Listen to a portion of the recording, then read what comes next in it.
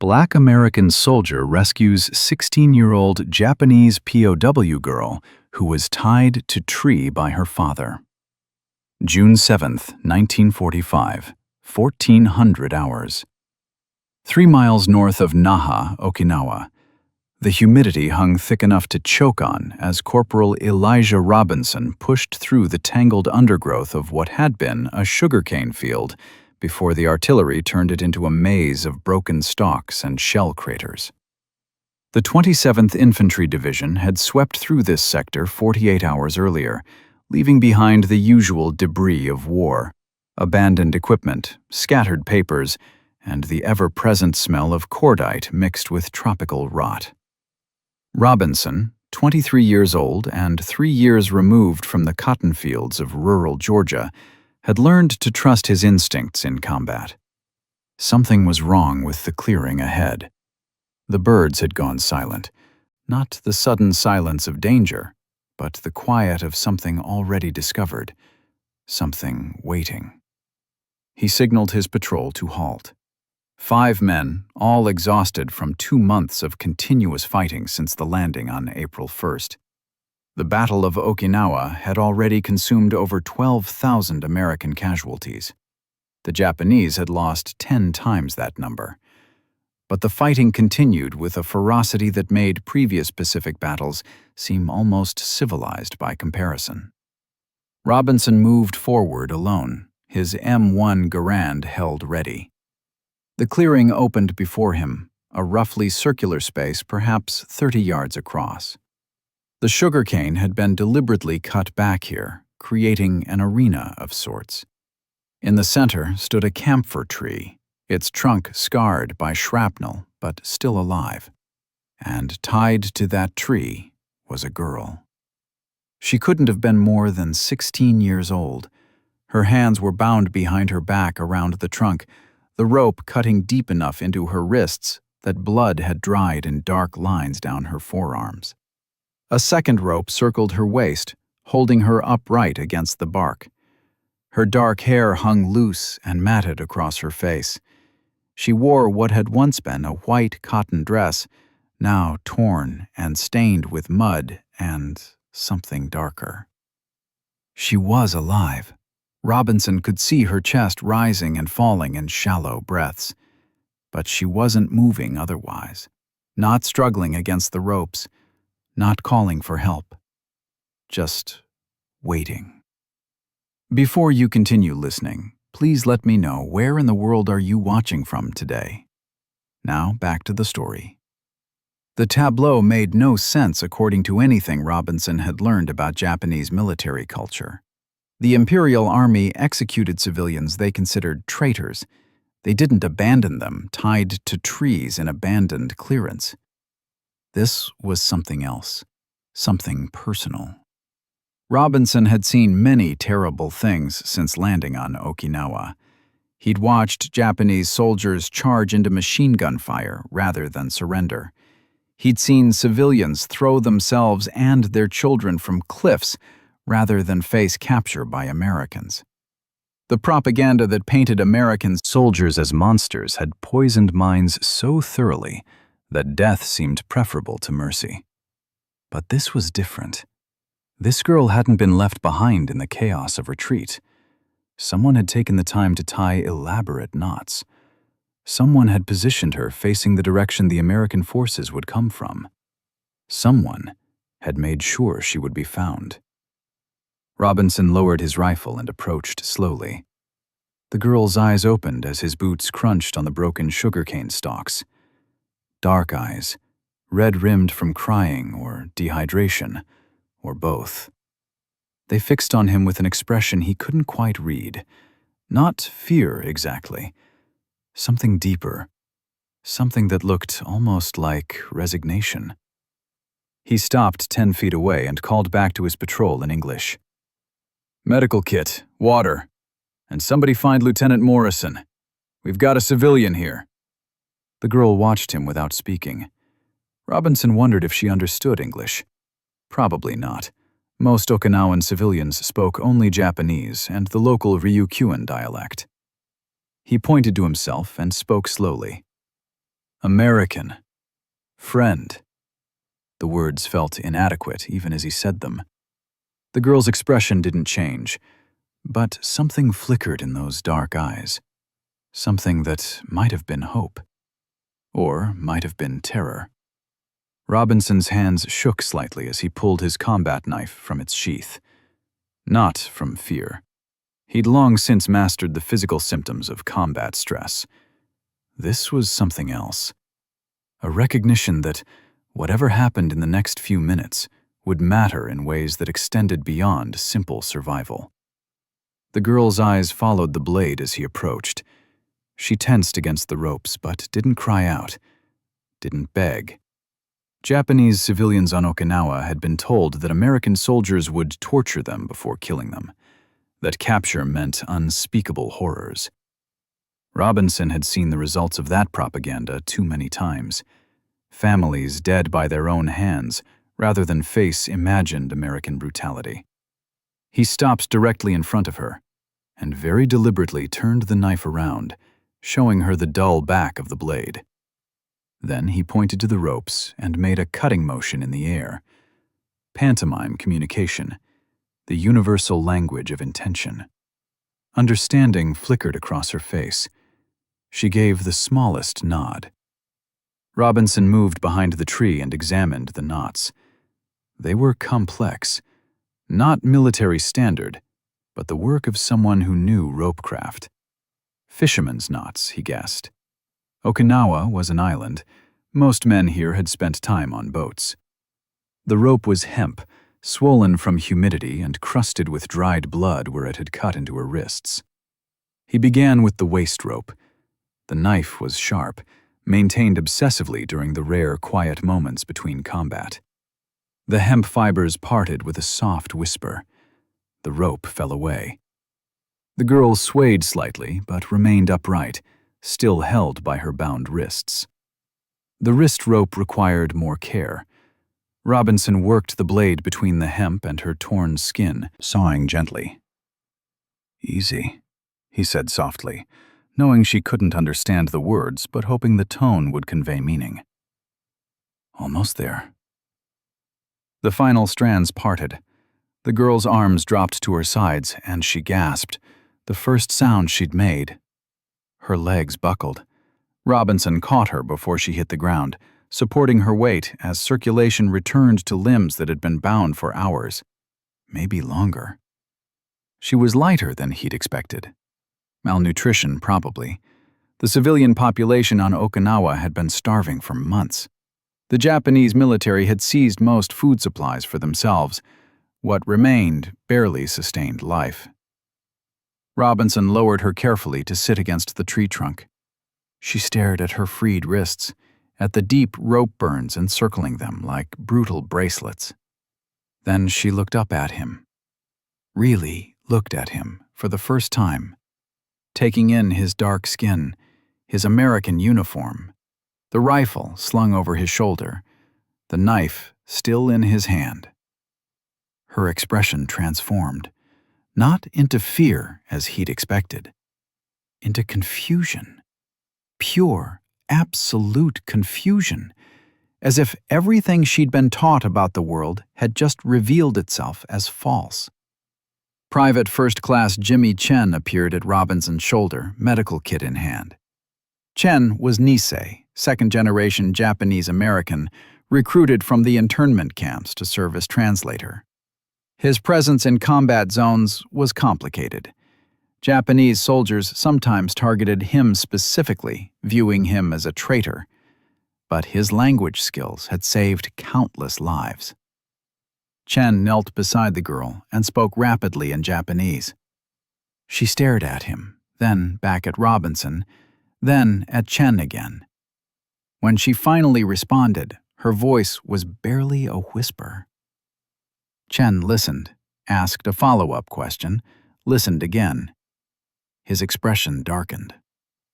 "Her name's Emiko Tanaka," Chen translated. "She's 16. Her father tied her here." He paused. "He said she was a disgrace to the family, that the Americans would do what he couldn't. Kill her for her shame." Robinson felt something cold settle in his chest. "What shame?" Chen asked. Emiko's response was longer this time, the words tumbling out between suppressed sobs. "She was supposed to kill herself," Chen said quietly. "When the Americans invaded, there were instructions, pamphlets. Women and girls were told to throw themselves from the cliffs. When she couldn't do it, when she ran and hid instead, her father decided she'd dishonored the family." Robinson pulled his canteen from his belt and offered it to Emiko. She stared at the dented metal container as if it might explode. Her hands remained motionless in her lap, the rope burns raw and weeping. "Water," Chen said in Japanese, demonstrating by taking a small sip himself before handing the canteen to Robinson. Robinson unscrewed the cap slowly, performing each action with deliberate visibility. He held the canteen out again, closer this time, tilting it slightly so she could see the clear liquid inside. Emiko's cracked lips parted. Her tongue darted out reflexively at the sight of water. She'd been tied to that tree for at least a full day, possibly longer. The tropical sun had baked the clearing. Dehydration killed faster than starvation. She reached out with trembling hands, then stopped, looking at Robinson's face as if seeking permission, or perhaps expecting him to snatch the water away, to laugh at her desperation. He placed the canteen in her hands and stepped back, giving her space. She drank in small sips at first, then longer gulps as her body overrode caution with desperate need. Water spilled down her chin. She didn't seem to notice or care. Robinson pulled a K-ration from his pack while she drank. The breakfast unit contained crackers, processed cheese, instant coffee, sugar tablets, and a small fruit bar. Not much, but more nutrition than most Okinawan civilians had seen in weeks. He unwrapped the crackers and broke them into smaller pieces, then held them out on his palm, like offering food to a nervous animal. Emiko finished the water and lowered the canteen. She looked at the crackers, then at Robinson's face, then back at the crackers. The confusion had deepened into something more complex, a fundamental questioning of reality itself. Chen spoke again in Japanese, explaining, Robinson assumed, that the food was safe, that she should eat, that nobody would hurt her. She took a single cracker piece, held it, examined it as if it might contain hidden poison, then, slowly, placed it in her mouth. Her eyes widened at the taste, not because it was particularly good. K-ration crackers were notoriously bland, but because it was food, real food, offered freely by the enemy. The enemy who was supposed to be a monster. Robinson watched her eat with careful attention. He'd seen this same expression before on other Japanese civilians after capture, the moment when propaganda collided with reality, when everything they'd been taught revealed itself as lies. Some people adapted quickly, others never recovered from the psychological whiplash. Emiko finished the crackers and reached for the fruit bar. Her movements became less hesitant with each bite, hunger overriding fear, the body's needs winning out against the mind's conditioning. Chen said something else in Japanese. Emiko responded, her voice stronger now with food and water in her system. They exchanged several sentences. Chen's expression remained neutral, professional, but Robinson caught something in his eyes. Recognition, maybe, of a shared cultural context that Robinson, as an outsider, couldn't fully grasp. "She wants to know why," Chen translated. "Why you cut her loose. Why you gave her food and water. Why you're helping her instead of—" He paused. "Instead of doing what she was told Americans do to Japanese girls." Robinson felt anger rise in his chest, not at Emiko, at whoever had filled the child's head with such nightmares. at the propaganda machine that made death seem preferable to mercy. "Tell her," Robinson said carefully, "that we don't hurt people who can't defend themselves. Tell her that America fights soldiers, not children. Tell her that whatever she was told about us, most of it was lies designed to make her afraid." Chen translated. Emiko listened with an intensity that suggested she was hearing each word multiple times in her head, testing them against everything she'd been taught. Her response came slowly, each word seeming to cost her something. "She says her father told her Americans were demons," Chen translated. "That they would burn villages, kill civilians for sport, rape women and leave them to die. That death was better than capture." He paused. "She says she doesn't understand why demons would carry water."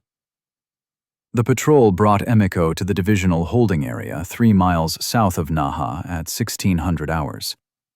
The facility had been established in what remained of a Buddhist temple complex, its walls still standing despite American artillery fire that had reduced much of the surrounding town to rubble. Behind those walls, the United States military had created something unprecedented in the Pacific War. A prisoner of war camp run according to Geneva Convention standards, even though Japan had never signed the treaty. Over 1,200 Japanese prisoners occupied the compound by early June. Military personnel mixed with civilians in a way that would have been unthinkable just months earlier. Soldiers who had sworn to die rather than surrender now lined up for mess call alongside fishermen, farmers, and shopkeepers. The transformation from fanatic resistance to cooperative captivity remained one of the war's strangest phenomena. Robinson walked Emiko through the main gate at 1800 hours as the evening meal service began. She moved stiffly, exhausted from the march despite the medical corpsman's treatment of her rope burns. Chen walked on her other side, maintaining a running translation of everything they passed. The first thing Emiko noticed was the food. Tables set up under canvas awnings held serving stations, where American soldiers ladled rice, vegetables, and tinned meat into metal bowls. Real food. Hot food. More food than Robinson had seen most Okinawan civilians eat in weeks. Emiko stopped walking, her eyes fixed on a Japanese soldier, still wearing his tattered Imperial Army uniform, accepting a heaping bowl from a young American private who smiled and said something in broken Japanese. The soldier bowed slightly in thanks. The private returned the bow awkwardly, grinning at his own attempt at cultural courtesy. "She's confused," Chen translated quietly as Emiko spoke. "She says captured soldiers are supposed to be executed. That's what her father told her. What the military told everyone. Prisoners don't exist in the Japanese military code. You fight until death, or you kill yourself. There's no third option." "Tell her to watch," Robinson said. They stood at the compound's edge as the meal service continued. Emiko's eyes tracked each interaction with the intensity of someone studying an alien world. A medic checking an elderly man's bandages, an American lieutenant consulting with a Japanese officer about camp organization, a group of children receiving extra portions from the mess sergeant, who grumbled about regulations while spooning out additional rice. The Geneva Convention guaranteed prisoners adequate food, shelter, and medical care. The camp commandant, Colonel James Patterson, interpreted adequate generously. Patterson had studied in Japan before the war. He spoke fluent Japanese, and he understood something that many American officers refused to accept: that treating prisoners with dignity made them more cooperative, more willing to provide intelligence, and more likely to survive to tell others that surrender didn't mean torture and death. It was practical psychology dressed as humanitarian concern. But the results were undeniable.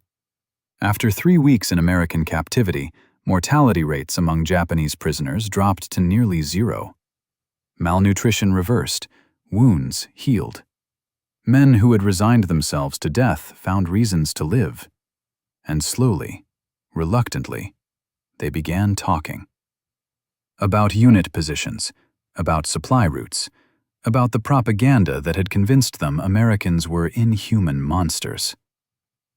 Emiko watched a Japanese woman, perhaps 30 years old, laughing with an American nurse while receiving treatment for an infected cut. Actually laughing. The sound seemed to physically impact Emiko. She swayed slightly, and Chen steadied her elbow. "She says this isn't possible," Chen translated. "That she must be hallucinating from dehydration, that the real world doesn't work this way." Robinson had heard similar reactions from other Japanese civilians. The cognitive dissonance of discovering that everything you'd been taught was a lie. That the monsters were human. That the enemy showed mercy. Some people embraced the revelation. Others retreated deeper into their conditioning, unable to accept such a fundamental reordering of reality. Emiko would have to choose which path to follow. They assigned Emiko to the women's section of the compound, a separate area housing approximately 80 Japanese females, ranging from elderly grandmothers to children. Private Alice Johnson, a medic from Pennsylvania who had volunteered for Pacific duty despite regulations that kept most female personnel far from combat zones, took charge of Emiko's processing. Johnson spoke no Japanese. Emiko spoke no English. But trauma had its own language, and Johnson had become fluent in reading the signs. She cleaned and bandaged Emiko's rope burns with gentle efficiency, explaining each action in English even though the words meant nothing. Tone and touch communicated what vocabulary couldn't. Emiko sat rigid through the treatment. Her eyes tracked Johnson's every movement with an intensity that suggested she expected violence at any moment. The betrayal by her father had shattered something fundamental in her ability to trust. If the person who should have protected her could leave her tied to a tree to die, what mercy could she expect from enemies? But Johnson's hands remained gentle. The antiseptic stung, but the pain was clean, medical, not cruel. The bandages were soft against her damaged skin, and when Johnson offered her a thin blanket despite the tropical heat, Emiko's careful control finally cracked. She began to cry. Not dramatic sobbing, but silent tears that tracked down her face while her body remained motionless. Johnson sat beside her and simply waited, offering presence without demanding response. Chen found them an hour later. He'd been assigned as Emiko's primary translator for practical reasons. The camp had only 3 Nisei interpreters and dozens of prisoners who needed daily assistance.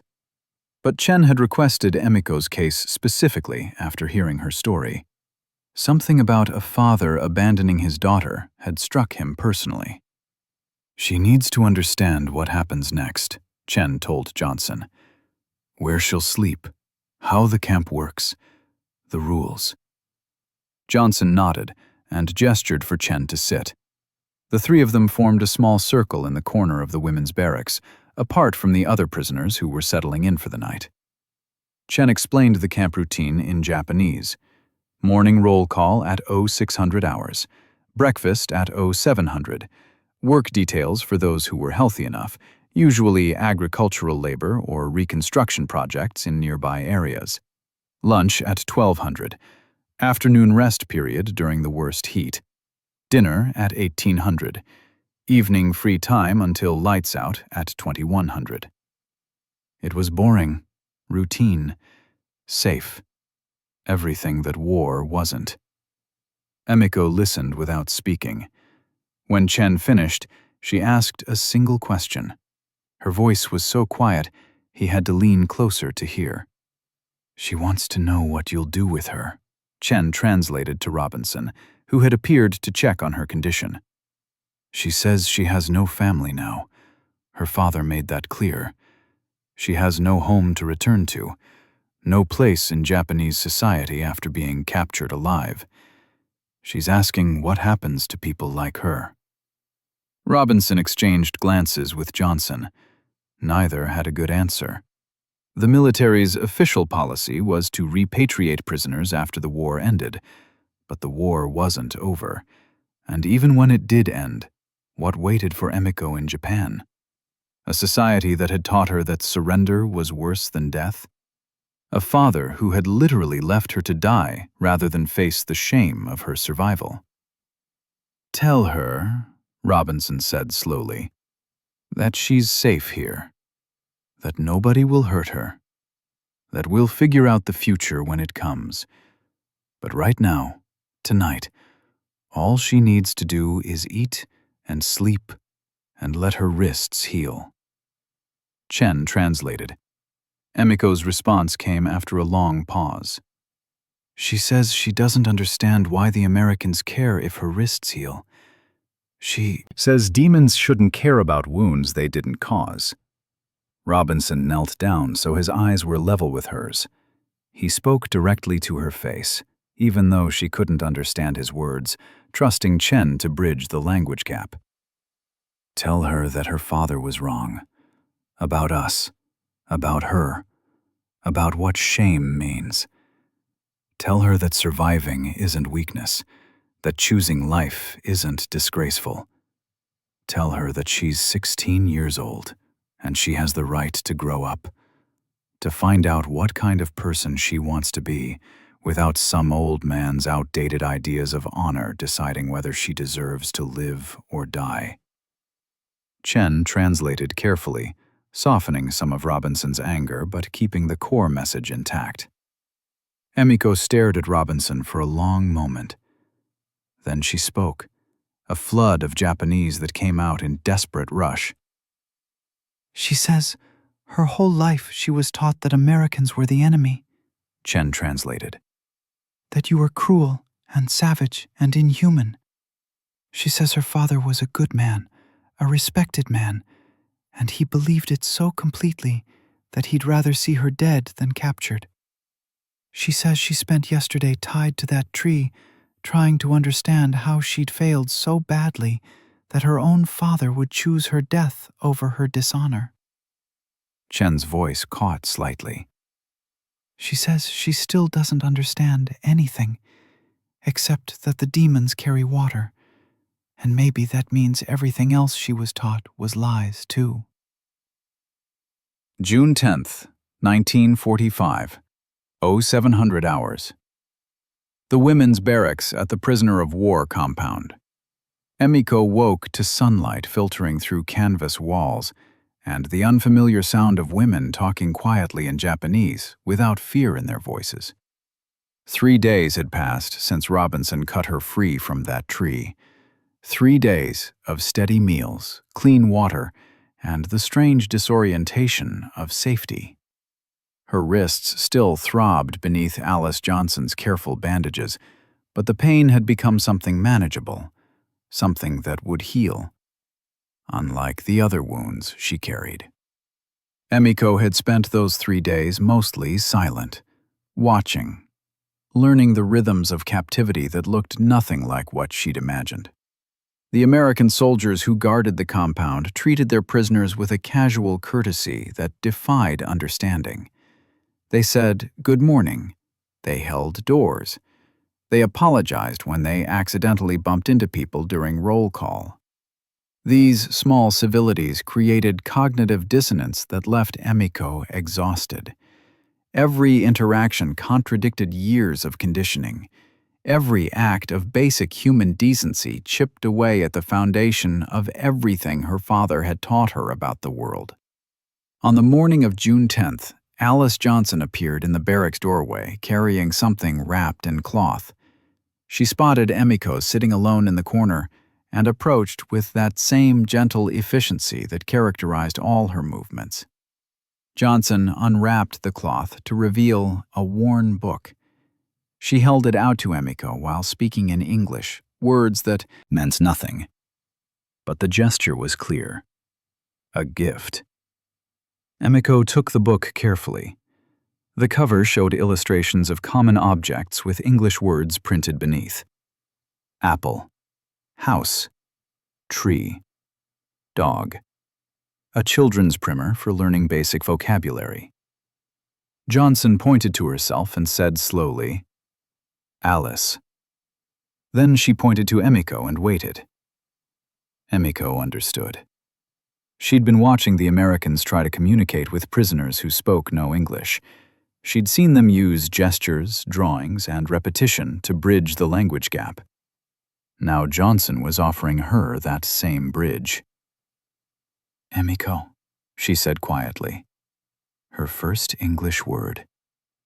Johnson's face lit up with a smile. "Emiko, good." She pointed to the book and mimed reading, then pointed to herself and made a gesture that seemed to indicate she would help. Private First Class Chen appeared at that moment with his translator duties. He explained in Japanese what Johnson was offering. English lessons, daily tutoring sessions, a chance to learn the language of her captors. "Why would she do this?" Emiko asked Chen. "What does she gain from teaching me?" Chen translated the question. Johnson's response came without hesitation. "She says it's practical," Chen explained. "English will help you communicate, help you understand camp rules, help you tell the medical staff if you're sick or in pain." He paused. "She also says that learning new things gives people purpose. That purpose helps prisoners survive captivity better than anything else." But there was something else in Johnson's expression, something Chen's translation didn't quite capture. A recognition, perhaps, that language was more than communication. It was power, agency, the ability to speak for yourself instead of relying on others to interpret your words. Emiko looked down at the primer, at the simple illustrations that represented a world she'd been taught to hate. Her father would have been horrified. His daughter learning the enemy's tongue, embracing American culture, proving once again that she had no sense of proper shame. The thought of her father's reaction sparked something unexpected in Emiko's chest. Not fear, not guilt. Something closer to defiance. "Yes," she said to Chen. "Tell her yes. I want to learn." That afternoon, Robinson found Emiko and Johnson sitting under the shade of a canvas awning. Emiko was carefully pronouncing English words, while Johnson corrected her gently. Apple, house, water. Each word a small act of rebellion against everything her old life had demanded. Robinson stood at a distance, not wanting to interrupt. But Johnson noticed him and waved him over. "Your rescue is a quick study," Johnson said in English. Then to Chen, who had followed Robinson, "Tell her she's doing well. Natural talent for languages." Chen translated. Emiko ducked her head, unused to praise that didn't come with conditions attached.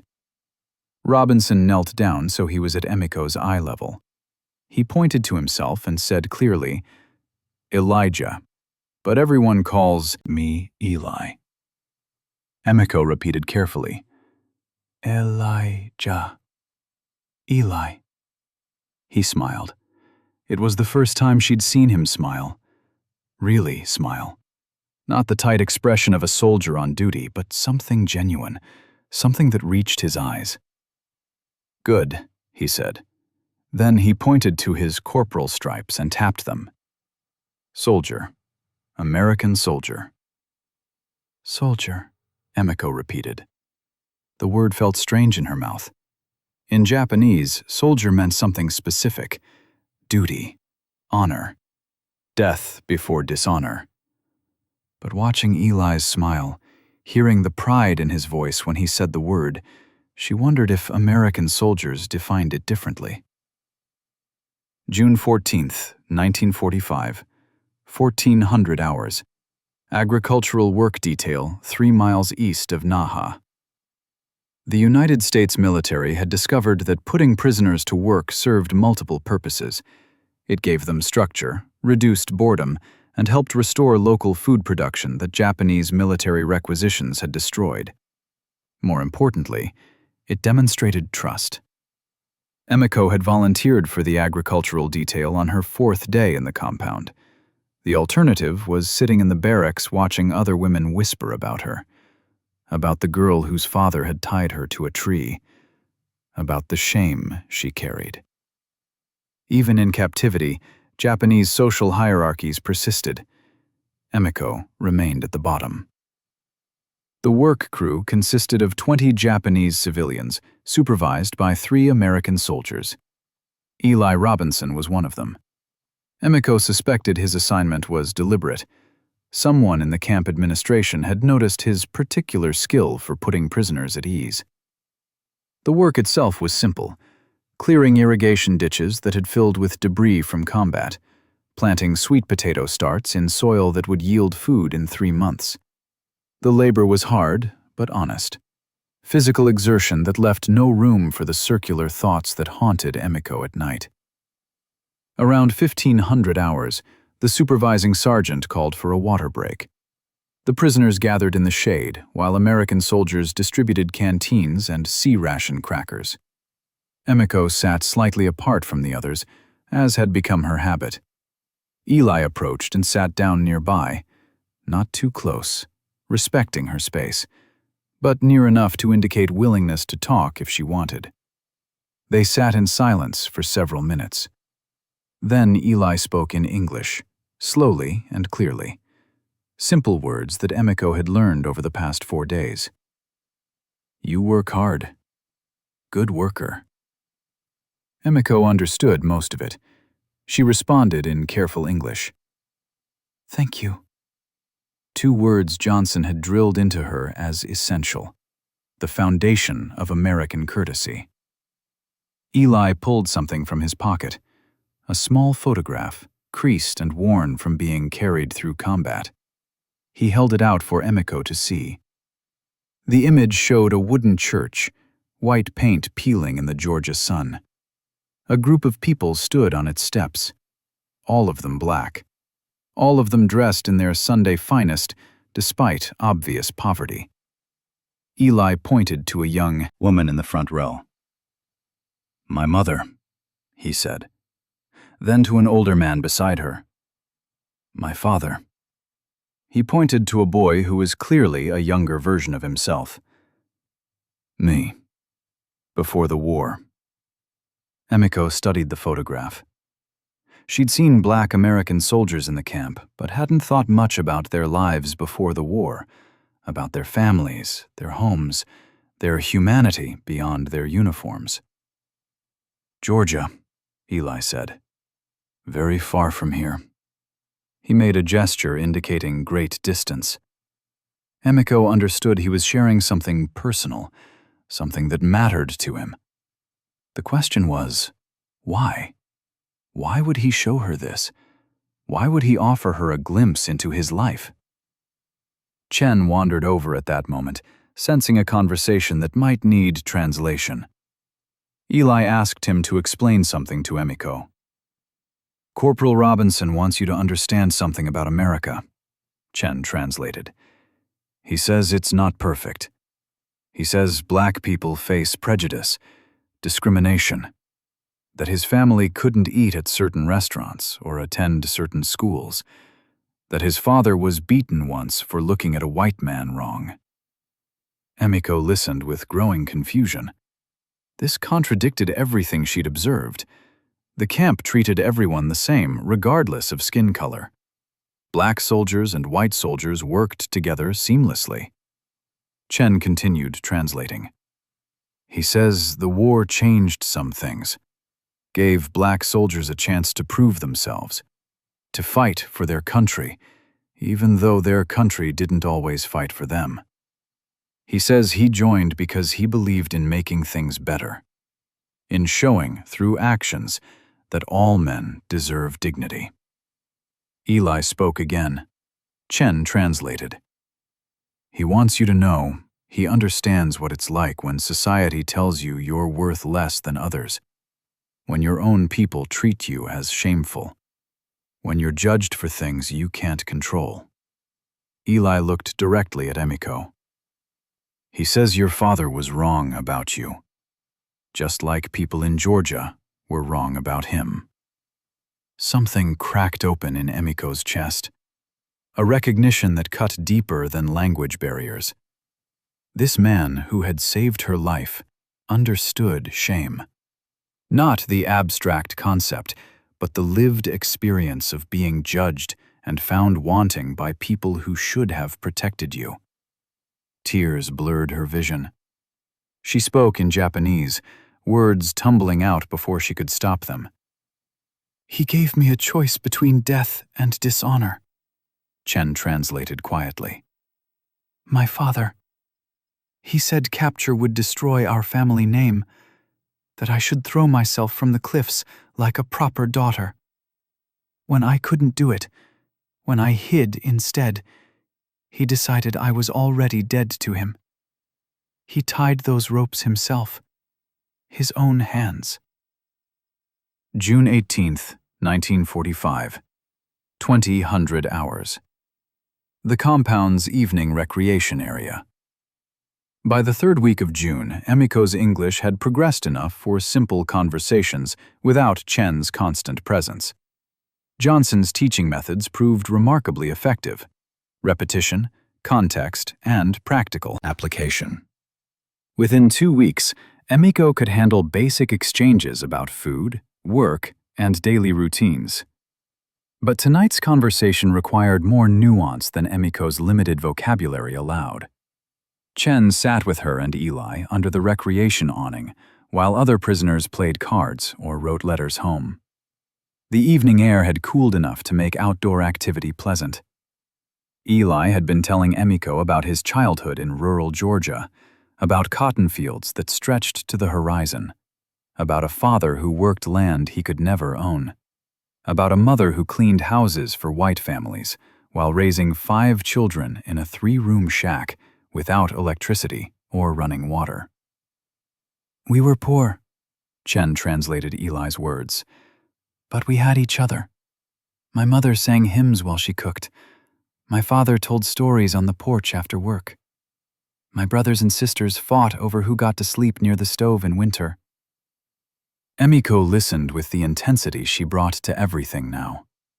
Each detail about Eli's life contradicted another piece of Japanese propaganda. The Americans were supposed to be soft, weak, spoiled by abundance. But Eli's childhood sounded harder than her own. His family's poverty was deeper than anything most Japanese civilians knew before the war. "How did you learn to be kind?" Emiko asked through Chen. "If people treated you badly, how did you learn to treat others well?" Eli considered the question carefully. "My mother taught me something. She said, hate is heavy. You carry hate, it weighs you down. But kindness is light. You give kindness away, you become lighter." He smiled at the memory. "She said Jesus taught love, not revenge. That turning the other cheek isn't weakness, it's strength." Emiko struggled to reconcile this philosophy with her understanding of strength.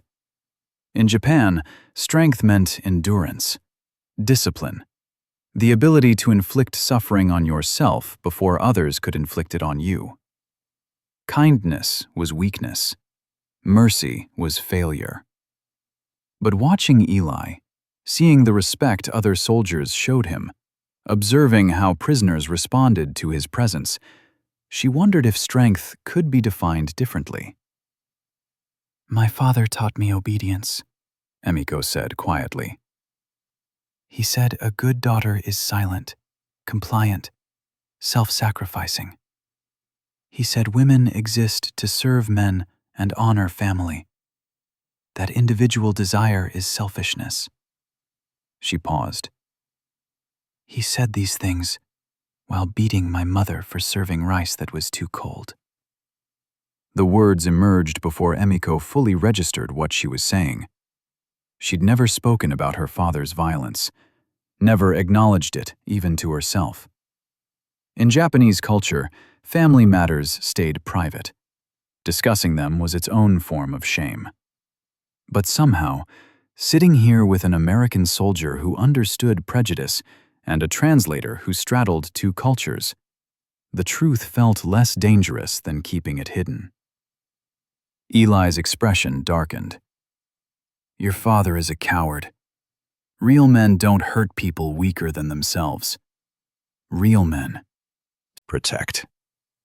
The certainty in his voice, spoken without translation needed because his tone conveyed everything, struck Emiko like a physical blow.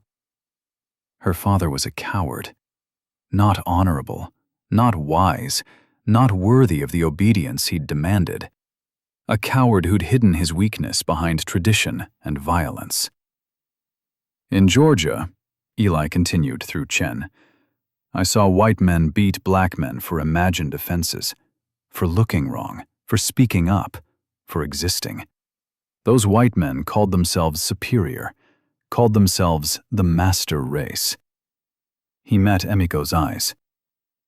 They were cowards too, just like your father, using power to hurt instead of to protect.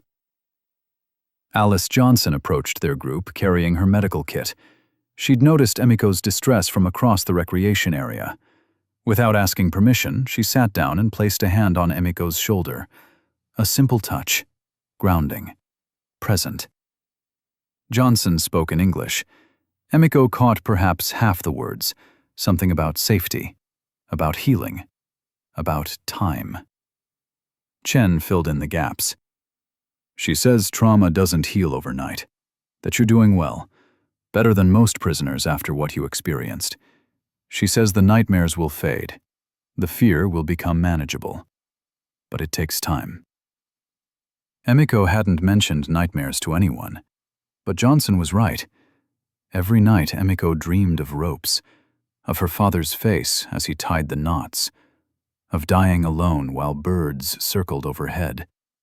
She woke, gasping, disoriented, reaching for threats that weren't there. How do you know about nightmares? Emiko asked Johnson through Chen. Johnson's response came slowly. Personal. I was at Pearl Harbor when Japan attacked. I was a civilian nurse. I watched people burn, watched them jump from ships, watched children die. She paused. I had nightmares for months, still do sometimes, but they get quieter. The memory loses power. The revelation shifted something in Emiko's understanding. She'd thought of Americans as perpetrators of violence, never as recipients, never as traumatized survivors carrying their own wounds. June 21st, 1945, 1000 hours. The compound's main administration building. Colonel Patterson had requested Emiko's presence for reasons Chen hadn't fully explained.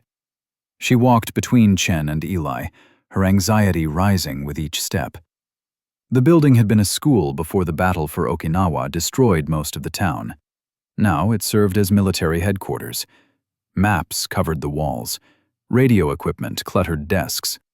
American officers moved with purposeful efficiency through rooms that smelled of coffee and cigarette smoke.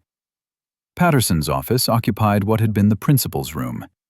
The colonel looked up as they entered. He was perhaps 50 years old, gray at the temples, with eyes that suggested he'd seen too much of war's ugliness. He spoke to Chen first, giving instructions. Then Chen turned to Emiko. New prisoners are arriving this afternoon. Japanese military officers captured near Shuri Castle. The colonel wants to prepare you. Chen's expression was carefully neutral. One of the officers is Lieutenant Takahashi. He was stationed near your village before the American invasion. He knew your father. Emiko felt the floor tilt slightly. She steadied herself against a desk. Patterson spoke again. Chen translated. The colonel says you don't have to interact with these prisoners. You can stay in the women's barracks during their processing. But he wanted you to know, in case you saw him, in case he recognized you. Does he know? Emiko asked. Does this lieutenant know what my father did? Chen put the question to Patterson. The colonel's response was direct. We don't know what he knows, but traditional officers often hold traditional views about honor and shame. The colonel wants to ensure you're safe, physically and otherwise. Eli spoke up. His tone left no room for argument. I'll be at the processing. I'll make sure nobody bothers her. Patterson nodded approval. He spoke at length. Chen translated. The colonel says these new prisoners are different from the civilians and conscripts we've held so far. These are career officers, true believers. They'll resist re-education. They'll try to maintain military hierarchy even in captivity. Some will refuse American kindness as a matter of principle. Emiko understood what wasn't being said. These men would judge her. They would see a Japanese girl in American captivity, alive, and apparently accepting her situation. They would consider her a traitor, a disgrace. Everything her father had accused her of being. I want to be there, Emiko said suddenly. At the processing. I want to see them arrive. Chen and Eli exchanged glances. Chen translated for Patterson. The colonel considered this carefully. He asks why, Chen said. Emiko took a breath. Because hiding means shame, means accepting that I did something wrong. But I didn't. I survived. If these officers want to judge me for that, let them look me in the face while they do it. Patterson's expression shifted to something that might have been respect. He nodded once and spoke briefly. He says you can observe from a distance, but at the first sign of trouble, you leave immediately. Agreed? Agreed. At 1400 hours, 3 trucks rolled through the compound gates carrying 32 Japanese officers. They dismounted with military precision, despite obvious exhaustion. Their uniforms were tattered, but worn with pride. Their postures remained rigid, even in defeat. Lieutenant Takahashi was easy to identify. He walked at the front of the group, perhaps 35 years old. His uniform still displayed insignia of rank. His expression combined arrogance and rage in equal measure. Emiko watched from 50 yards away, partially hidden behind a supply building. Chen and Eli flanked her protectively. The processing began. American soldiers collected weapons that had already been surrendered.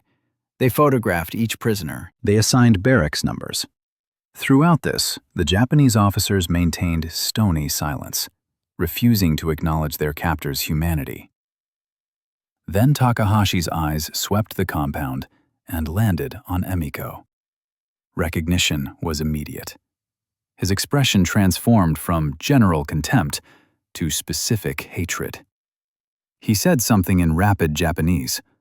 Other officers turned to look. Chen translated quietly. He said, "The Tanaka girl, alive and playing servant to Americans. Her father's shame made flesh." June 21st, 1945, 14:30 hours. The compound's processing area. Lieutenant Takahashi moved toward Emiko with purposeful stride. 2 American guards stepped forward to intercept, but he ignored them, his attention fixed entirely on her. He began speaking in Japanese, loud enough that other prisoners turned to listen. Chen translated in a low voice. He's saying you've dishonored your family, that your father was right to abandon you, that living as an American captive is worse than death. Chen paused as Takahashi continued. He's calling you a comfort woman, implying you're providing services to American soldiers in exchange for protection. The accusation hit Emiko like a physical blow, not because she believed it, but because she understood the weight it carried in Japanese culture, the permanent stain it created. If other prisoners believed Takahashi's accusation, Emiko would become untouchable, permanently ostracized. Several Japanese prisoners had gathered to watch, some civilians, some soldiers, all of them waiting to see how Emiko would respond, whether she would accept the shame Takahashi was assigning her. Eli moved forward. His hands didn't touch his weapon, but the threat was clear in his posture. "Chen, tell him to back off. Now." But Emiko stepped forward before Chen could translate. She spoke directly to Takahashi in Japanese. Her voice was steady despite her shaking hands. Chen translated for the Americans listening. "She's telling him he's a coward, that he judges her for surviving while he surrendered to the same enemy, that at least she never swore an oath to die before capture." Takahashi's face flushed with rage. He stepped closer, close enough that Emiko could smell the sweat and defeat on him. "Your father was a good man," Takahashi said in Japanese. "An honorable man who understood that some stains can't be washed away. You should have obeyed him, should have chosen death over this degradation." Something inside Emiko snapped. All the fear, all the shame, all the conditioning that had kept her silent and compliant for 16 years broke apart like rotten rope. "My father was a coward," she said clearly. "Just like you. He couldn't bear the embarrassment of having a living daughter, so he tied her to a tree and walked away. That's not honor. That's murder dressed up in tradition." The gathered prisoners gasped. Speaking against family, against father, against the hierarchy that held Japanese society together was unthinkable, especially from a girl, especially in public. Takahashi raised his hand to strike her. Eli moved faster than seemed possible for a man his size.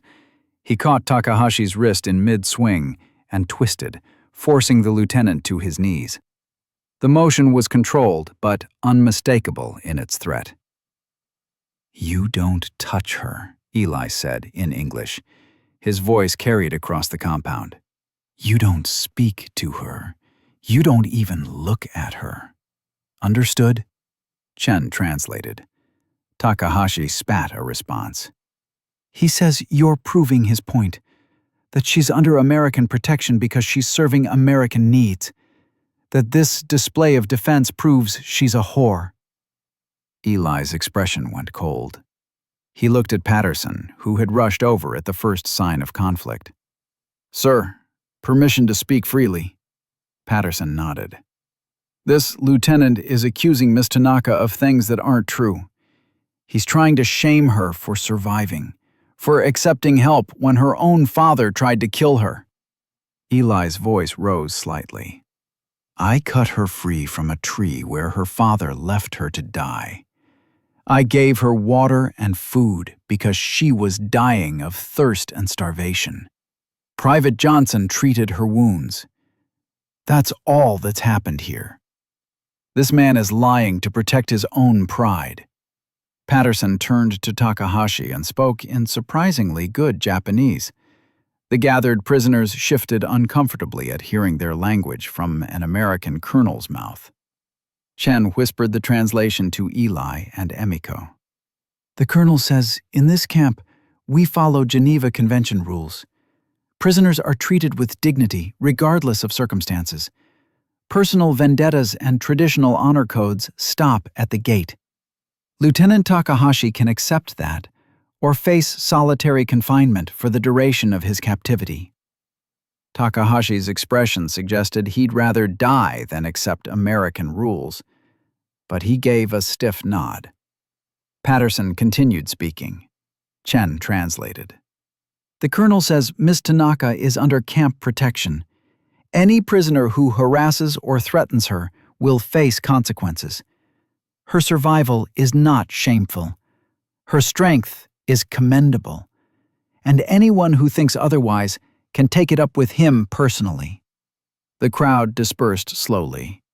Takahashi was led away to the officers' barracks, his humiliation complete. 32 prisoners had watched an American colonel defend a Japanese girl against a Japanese officer. The implications would ripple through the camp for days. Emiko stood rooted to the spot, shaking with adrenaline, and something that might have been triumph. She'd spoken against her father publicly. She'd rejected Takahashi's attempt to shame her. She'd chosen her own definition of honor over the one tradition demanded. Eli touched her shoulder gently. "You okay?" Emiko understood the question without translation. She met his eyes and gave the smallest nod. Then, in careful English, she said something Johnson had taught her. "Thank you, Eli, for protecting me, for seeing me as person, not shame." June 24th, 1945, 1900 hours, the women's barracks. 3 days had passed since Emiko's confrontation with Lieutenant Takahashi. 3 days during which she'd felt the weight of Japanese prisoners' stares everywhere she went. Some looked at her with curiosity, others with contempt, a few with something that might have been admiration. But it was the silence that hurt most. The other Japanese women in her barracks had stopped speaking to her entirely. They whispered among themselves when she entered. They moved their sleeping mats away from hers. They treated her like she carried a contagious disease, the disease of choosing life over honor. That evening, a Red Cross courier arrived at the compound with mail from Japan. The system was irregular at best. Letters took months to reach Okinawa, but occasionally messages made it through the chaos of war. Chen found Emiko during evening mess. His expression was carefully neutral as he held out an envelope. "This came for you, from your village. It's addressed in your father's handwriting." Emiko's hands shook as she took the letter. The paper was thin, war-rationed. The ink was faded but legible. Her father's precise characters marched across the envelope like soldiers in formation. She didn't open it immediately. Instead, she carried it back to her sleeping mat and sat staring at it while darkness fell outside. The other women gave her wide berth. Nobody asked what the letter contained. They could all guess. Finally, as the barracks settled into sleep around her, Emiko broke the seal. The letter was short. Her father had never been a man of many words. But each character cut like a knife. Chen had translated letters for her before, but this one she read herself. Her literacy in Japanese was perfect, even if her English remained limited. She understood every brutal word. Her father wrote that he'd heard she was alive, that she'd been captured by Americans, that she'd accepted their help instead of choosing death. He wrote that her survival had brought unbearable shame to the family, that her younger brother had been beaten at school because of her disgrace, that her mother wept daily for the daughter who had died to honor but survived to bring ruin. The letter ended with a single sentence. "You are no longer my daughter. Do not return to us." Emiko read the words 3 times. Each reading drove them deeper into her chest like nails. Her father's final rejection. Formal, complete, irrevocable. She sat with the letter in her lap until dawn. Sleep was impossible. The words circled her mind endlessly. Her mother weeping. Her brother being punished for her choice to live. The family name destroyed because she'd accepted water from an enemy soldier. When morning came, Emiko avoided the mess hall. She skipped the daily work detail. She sat alone in the barracks staring at nothing, while other prisoners went about their routines. Alice Johnson found her at noon. The medic took one look at Emiko's face and sat down without asking permission. What happened? Johnson asked. She spoke slowly in English. Emiko understood most of it now after weeks of lessons. Emiko held out the letter. Johnson couldn't read Japanese, but she understood the emotion written across Emiko's face. Johnson called for Chen. When he arrived, she had him translate the letter aloud. Chen's voice remained steady, but his expression darkened with each sentence. "Your father is wrong," Johnson said when Chen finished translating. "You know that, right? Survival isn't shameful. It's human." But Emiko wasn't sure anymore. The weight of tradition pressed down like physical force. 16 years of conditioning couldn't be erased by 3 weeks of American kindness.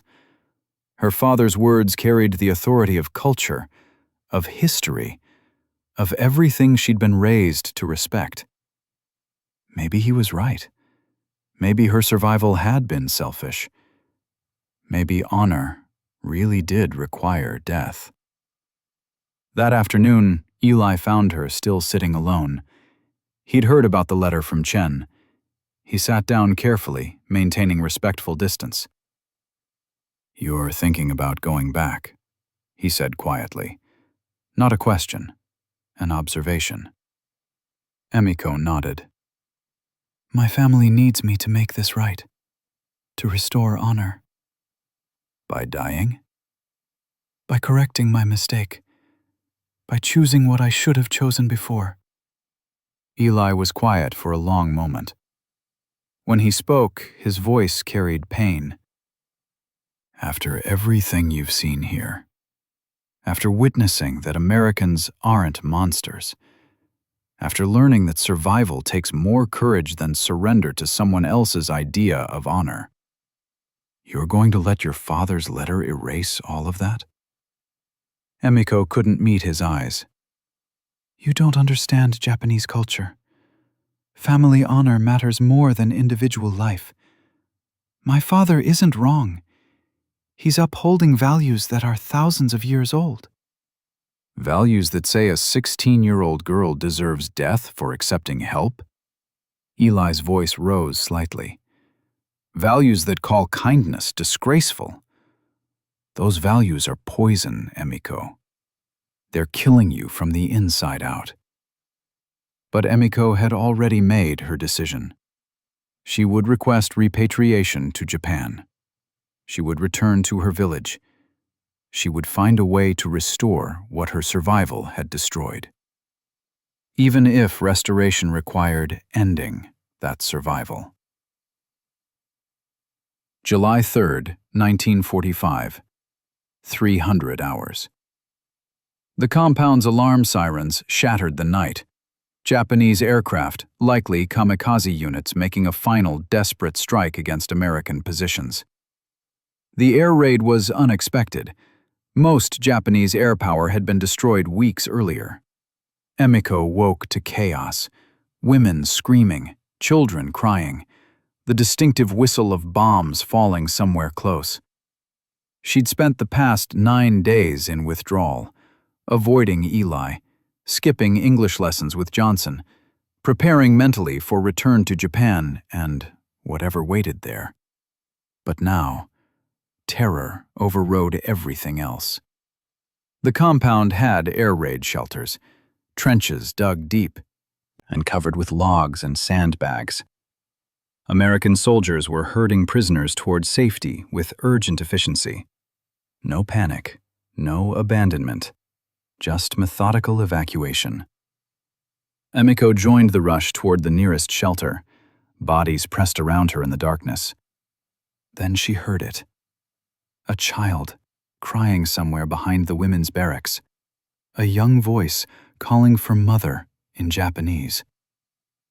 Emiko stopped. The crowd flowed around her. Every instinct screamed to reach safety. But that child's voice cut through everything. She turned and ran toward the sound. Behind the barracks, she found a boy, perhaps 4 years old. He'd been sleeping outside in the heat and got separated from his mother during the evacuation. He stood frozen with fear as explosions lit the sky. Emiko grabbed him and ran for the shelter, but another aircraft roared overhead. A bomb struck the compound's supply depot 200 yards away. The explosion knocked Emiko off her feet. The boy flew from her arms. She scrambled toward him on hands and knees. Her ears rang. Blood ran from somewhere. But she reached the child and pulled him against her chest. Then she saw Eli. He was running toward the shelter from the opposite direction. A wounded American soldier was slung over his shoulders. The man's leg was shredded, probably caught in shrapnel from the first explosion. Eli was carrying him to safety, despite bombs still falling. As Emiko watched, Eli reached the shelter entrance. Instead of diving inside immediately, he handed the wounded soldier to waiting medics. Then he turned and scanned the compound, looking for others who needed help. His eyes found Emiko. She was pinned beneath debris from a collapsed supply shed. Nothing heavy enough to crush her, but enough to trap her with the child beneath her body. Eli ran toward them without hesitation. Another aircraft screamed overhead. Another bomb fell. But Eli never slowed. He reached Emiko and began lifting debris. Heavy timbers that would have taken 2 men to move. He threw them aside like kindling. His hands bled from splinters. His face was set with determination that transcended fear. "Come on," he shouted over the explosions. "Almost there." The final beam lifted free. Emiko could move. But before she could stand, another bomb struck closer. The shock wave threw them all sideways. When Emiko's vision cleared, she saw Eli covering both her and the child with his own body, shielding them from falling debris, from shrapnel, from death. His weight pressed her into the mud. His heartbeat thundered against her back. And Emiko understood something with absolute clarity. This man would die to protect her. Not because she was useful, not because she served some purpose, but simply because she was human. Because her life mattered to him as much as any American soldier's life, as much as his own. The all-clear siren sounded. The aircraft had passed. The raid was over. Eli helped Emiko to her feet. She still clutched the crying child. Around them, the compound was chaos. Fires burned. Buildings had collapsed. But people were emerging from shelters, alive. Saved by Americans who'd shepherded enemies to safety before seeking shelter themselves. Emiko watched as medics treated Japanese and American wounded side by side. She watched Johnson working on a Japanese soldier with the same care she'd shown Emiko weeks earlier. She watched Colonel Patterson directing rescue efforts that prioritized need over nationality. The child's mother found them. She wept with relief as she took her son. She thanked Emiko in Japanese. Then, hesitantly, she thanked Eli in broken English. Eli smiled, exhausted, bleeding from a dozen small cuts, but smiling. "Just doing my job, ma'am." Emiko turned to him. In that moment, covered in mud and blood, she saw him clearly, really saw him. Not as American, not as enemy, but as exactly what he'd been from the beginning. A good man who'd chosen mercy when cruelty would have been easier. "My father's letter was wrong," she said in careful English. "About honor, about shame, about what makes life worth living." Eli waited, let her find the words. "You saved me tonight, like you saved me before. Not because I earned it, just because you believe every life matters." Tears cut tracks through the mud on her face. "That's real honor. That's real strength. Everything I was taught was backwards." What are you saying? I'm saying I'm not going back to Japan. I'm not dying to satisfy someone else's definition of honor. She met his eyes. I'm choosing to live, for me, on my own terms. Eli's smile widened. That's the bravest thing I've ever heard. As dawn broke over the damaged compound, Emiko helped with rescue efforts. She translated for Japanese prisoners who were injured.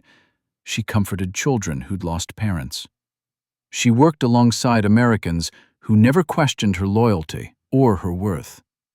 And when Lieutenant Takahashi tried to organize a group of prisoners to refuse American help, Emiko stood publicly against him. "These people saved our lives tonight," she said in Japanese, loud enough for all to hear. "They could have fled to safety. Instead, they protected us, sheltered us, died for some of us. And you want to refuse their help because of pride?" Her voice carried across the assembly area. "I was taught that survival meant dishonor, that accepting enemy kindness was weakness. I was wrong. We were all wrong. Real honor is treating others with dignity. Real strength is choosing compassion over hatred. Real courage is admitting when everything you believed was a lie." The prisoners stood silent. Some nodded slowly. Others looked away, but nobody argued. Takahashi's rebellion died before it started. That evening, Emiko found Eli outside the medical tent. He was getting his cuts treated by Johnson, who scolded him for not seeking help sooner. "I wanted to thank you," Emiko said, "for cutting the ropes, for the water, for seeing me as human when my own father saw only shame." Eli shook his head. "You don't need to thank me for basic decency." "Yes, I do, because that decency saved my life and taught me how to live it." She paused. "When the war ends, I want to stay in America, learn more English, maybe become a nurse like Alice. Help people the way you helped me." Eli's expression softened. "You'll make a great nurse. You've got the heart for it." "I learned from the best," Emiko said. She looked at Johnson, then back to Eli. "You both showed me that the enemy wasn't the person across the battlefield. It was the hatred in our own hearts, the prejudice we were taught, the shame we were made to carry."